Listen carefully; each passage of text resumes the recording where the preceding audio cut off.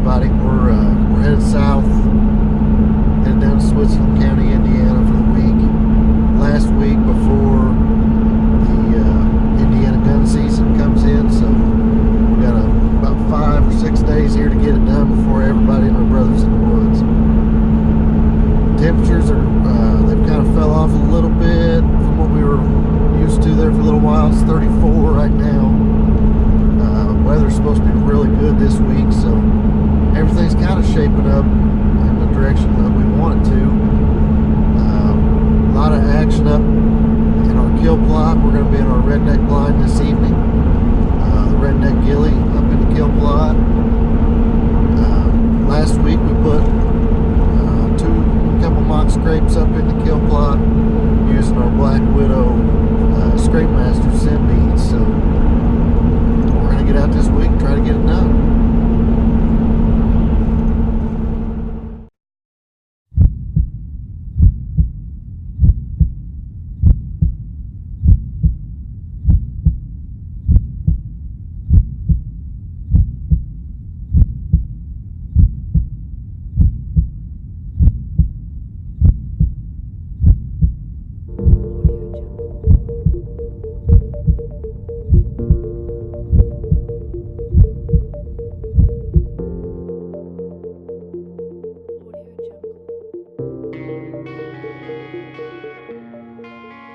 Hey everybody, welcome to this week's edition of Heatseeker Outdoors. On today's hunt, you're going to come along with me, and we're after a deer we called Gnarly. We actually, we had pictures of him from last year, and in velvet, he just looked like he was going to have a lot of junk. Turned out he had one kicker and then just a little bit of other junk, but so Gnarly just kind of stuck with him. But early on this year, we targeted several other deer.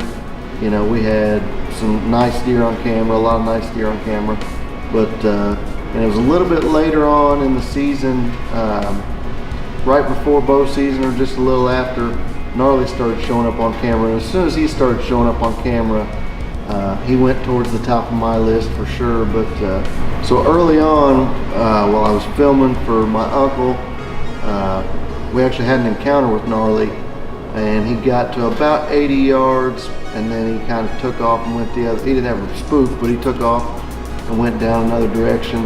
We think he was on acorns at that time. The food plot wasn't quite up. It was early October, but real cool to encounter him like that. So I'm hunting with my uncle down on his farm. We've hunted together as long as I can remember, probably I think about 25 years now. And this past couple of years, we've put in so much work there on his farm to get it to where it's at.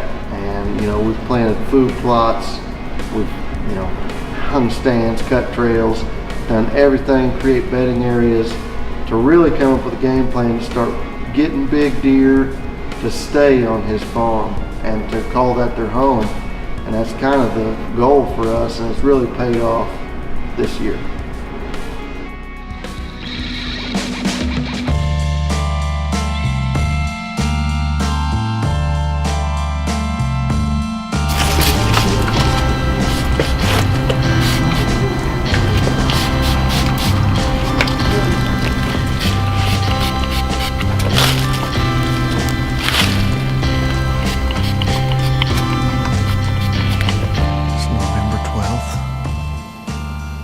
Temperatures warmed up to about 42, 43 degrees.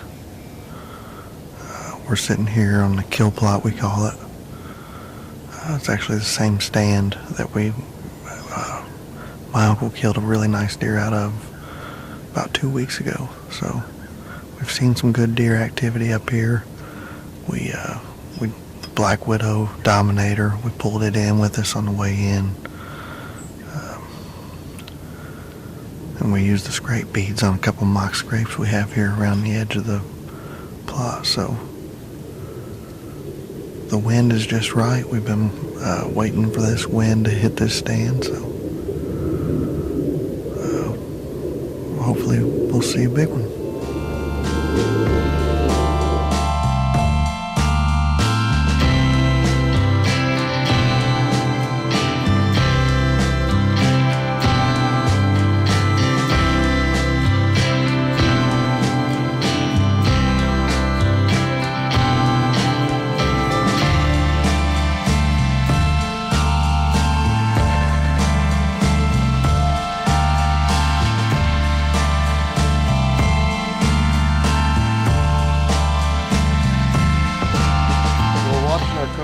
cellular cameras, and we noticed that right about 2 days before I'm in the stand, a hot doe comes up in the plot. But when we think she was hot, because after she left the plot, we had every buck on the farm come through and they stopped and smelled where she was. And so, you know, I know that there's a hot doe up there. I know all the bucks are aware of it. And so I'm in the stand 20 minutes and there he is. He popped out right behind the blind that I had thought about hunting that evening. And it's okay because he's comfortable. You know, he never even really looked my way. You know, he just kind of tracked down the edge of that field, and so things are looking good.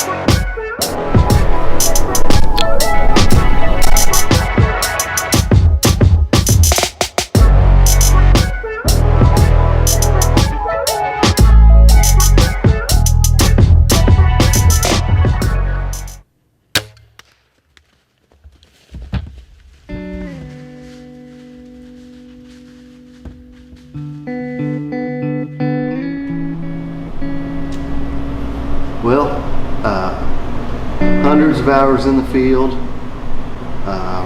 literally days of work on plots, stands, everything that goes into a season, countless sleepless nights, you know, planning, checking cameras, all that, hundreds and hundreds of hours, all culminating for this one shot,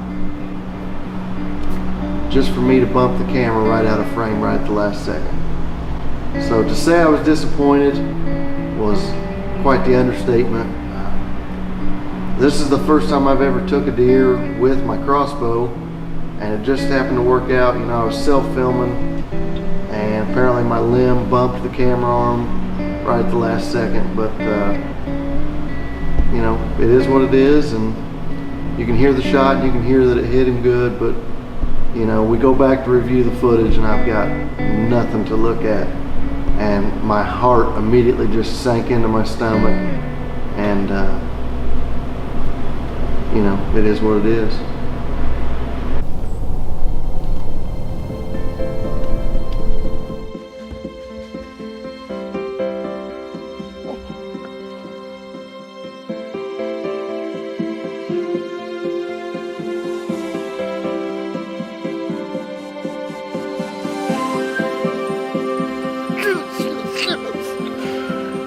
We've got Gnarly on the ground. He's still stumbling around over there.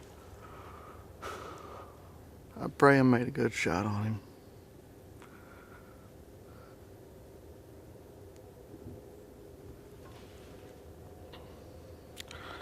Thank you, Lord.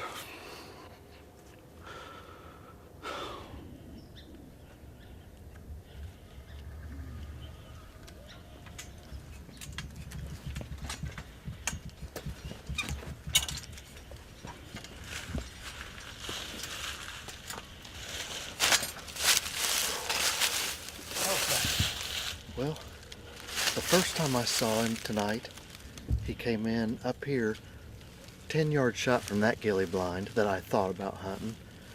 He walked down, he went in the ravine where we always see him go, and I thought he was gone out of my life. Then I saw him again about an hour later on this hillside in front of me, and then right just 15 minutes ago, I looked up and I saw a doe come into the plot from up here, and look behind me, and our other ghillie, Gnarly's 10 yards from it, broadside.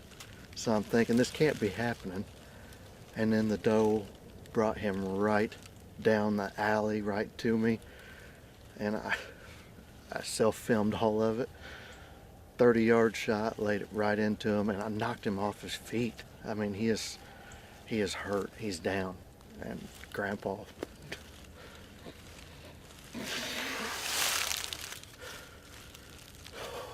that's 2 big bucks because of Grandpa. yeah, absolutely. I just hope he helps me find him.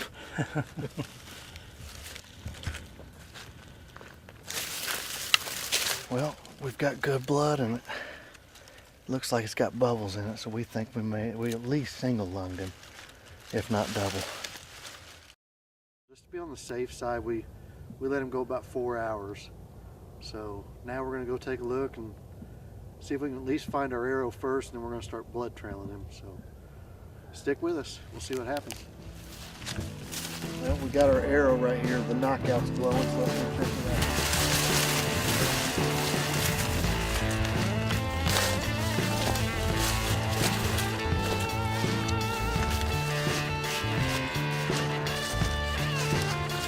Oh yeah, got real good blood.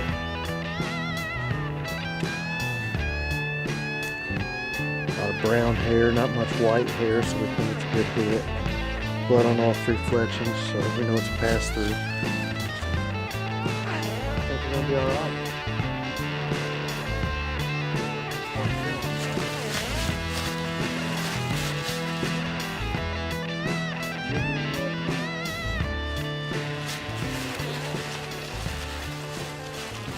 The last place we saw him when we decided to get down, he still had his head up, but he was laying right through here, which is right where our blood's going. So let's hope we made the right decision by getting out and giving him some time.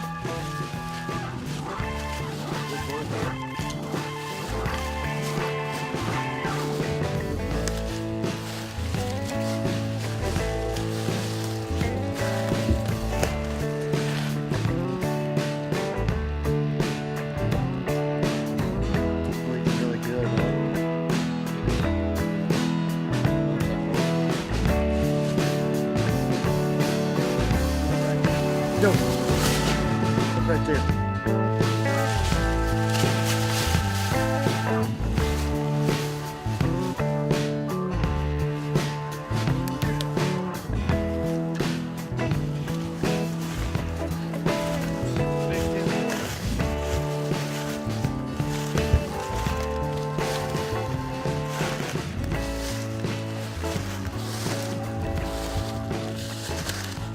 got him, buddy.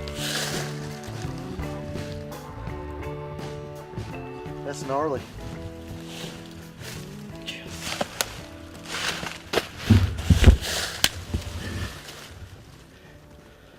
Wow. Well, folks, another first for Heatseeker Outdoors. We've hunted really hard. We targeted this deer as one of the deer we would like to kill early on.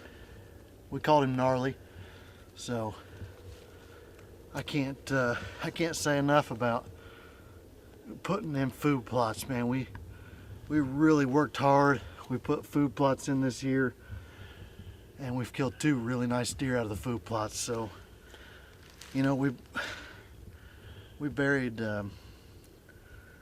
my grandpa on the opening day of bow season, and that was one of the harder things I've ever had to do. We had planned on taking him hunting with us opening day, and there's no doubt in my mind that Grandpa helped me on this one. There's no doubt.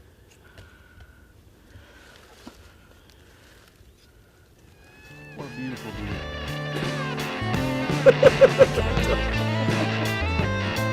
I love it, man. How you doing? He's real tall. That's why I love about him. He just sticks straight He's up. just Look, his brow turn off a little bit. right? He's just bruising. He was, man. Honestly, he broke that. He broke that. He broke that. I'd say when he fought, if he was real long and stuff, I think he fought. He was right there. Oh, now we're cooking. Joey, did you give up on us? I don't think he ever tried. Felt like I wasn't doing it wrong. First time.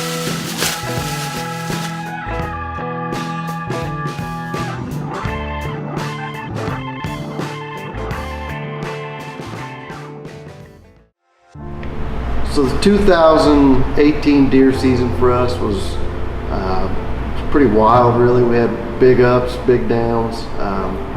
We buried my grandpa, who really was the catalyst for all of our love for the outdoors. And you know, we buried him opening day of bow season. That was tough, but then after that, you know, myself, my dad, my uncle, who we've all hunted together with Grandpa for as long as I can remember, we all took really nice deer off the farm, and I can't really remember a year where we ever all 3 took a big mature deer off the same farm. You know, we always typically every year fill our tags, but this was the first year I can remember where we all took our deer off the farm together. So I know Grandpa was there with us for that. You know, he passed on everything he knew to all of us. Loved the outdoors, loved hunting, and you know, he was always, my wife was my first phone call whenever I took anything.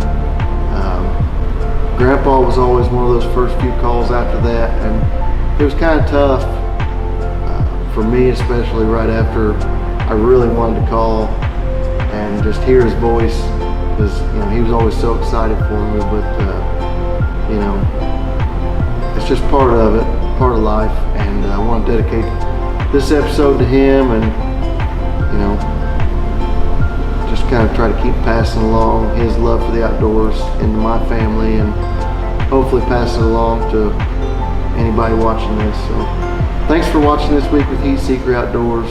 Stick with us.